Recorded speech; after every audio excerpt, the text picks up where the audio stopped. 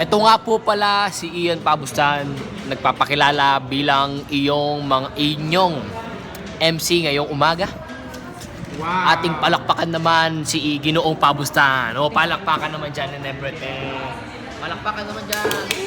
Palakpakan. Ayan po, no? Ano nga ba ang topic natin ngayong umaga?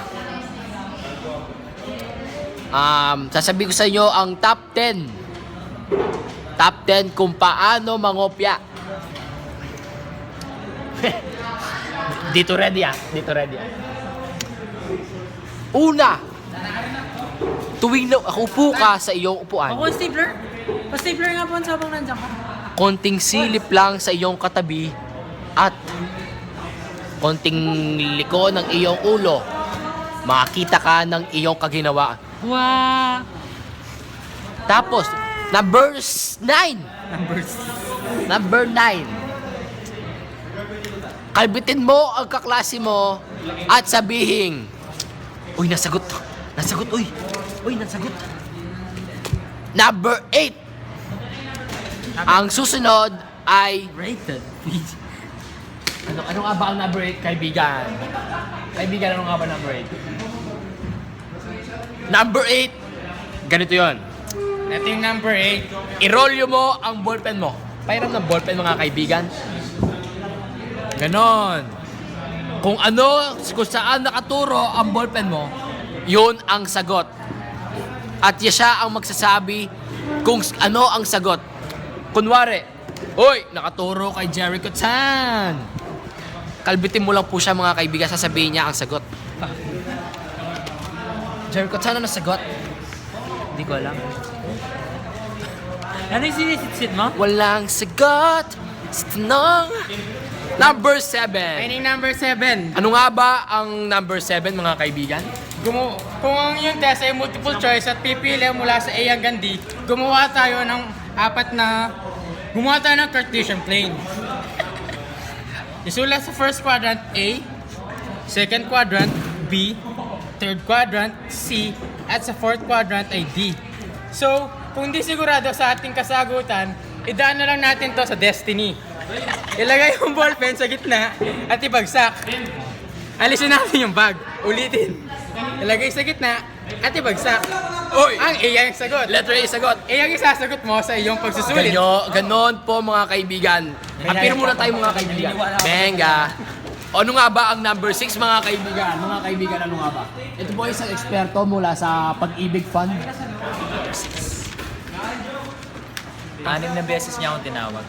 6 na beses akong sumagot. Pero ba't ganyan yung sagot niya? Ito na totoong number 6. Number 6. Number 6, number 6, number 6. First step, tumingin sa itaas para kumuha ng inspirasyon. Second step, tumingin sa kanan upang tignan ang sagot ng iyong katabi. Third step, dahil nakita mo na ang sagot ng iyong katabi, tumingin sa kaliwa upang siguraduhin kung tama ang sagot ng iyong katabi. Balwang sagot sa tanong. Number 4. Ano nga ba ang number 4, Mr. Lalo? Lalo, paano ka mangopya? Ito ang number 4. Kung tsabay mo na ang iyong kaibigan, gumawa kayo ng code.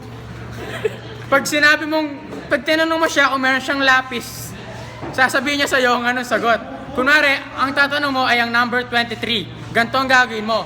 Para may Mongol 23 ka,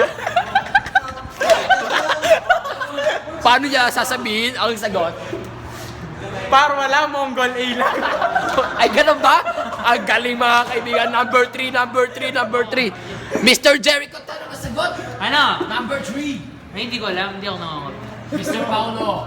Number 3. Kanyan. 4-3. 4-3. May kasama pang smile. Ito na talaga ang number 3. Pag-usapan niyo ulit ng iyong kaibigan. Gumawa kayo ng gesture sa katawan.